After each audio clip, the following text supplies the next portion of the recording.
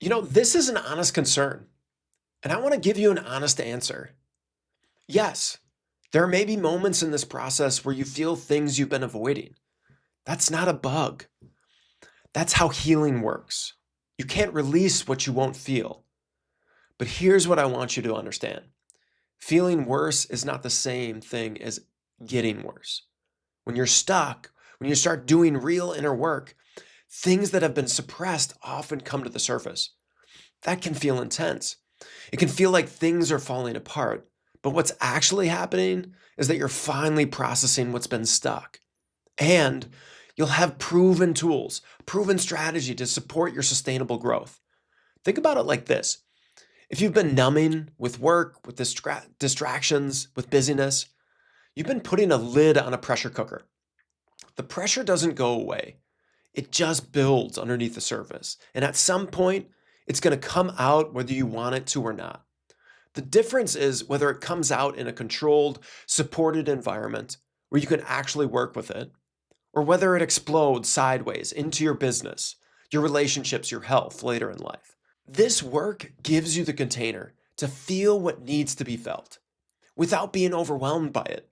We don't just crack you open and leave you there. We work with the nervous system.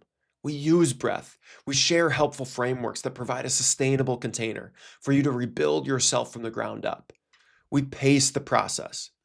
We build your capacity to hold difficult emotions before we go into the deep places. And I want to point out something that some easily forget. The truth is, you're already feeling bad. You're not feeling like yourself. You're going through the motions. That weight you carry every day, that fog, that sense of emptiness or disconnection, that's not neutral. That's the cost of avoiding the deeper work of healing and empowerment. The question isn't whether you'll feel discomfort. The question is whether you'll feel discomfort of staying stuck or the discomfort of moving through it. One keeps you in the same place, the other sets you free. And I'll tell you something I've seen over and over. The fear of feeling is almost always worse than the feeling itself. People come in terrified of what they might uncover, and then they do the work and they realize this is what I've been running from. They feel so good after doing the work. They feel a deep sense of relief because on the other side of that feeling is freedom.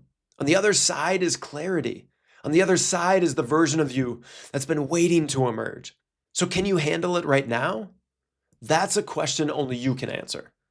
But I'd ask you this. Can you handle another year or even 6 months carrying what you're already carrying? Feeling stuck? Feeling like someone else? Like you're not going anywhere? You can't afford to wait.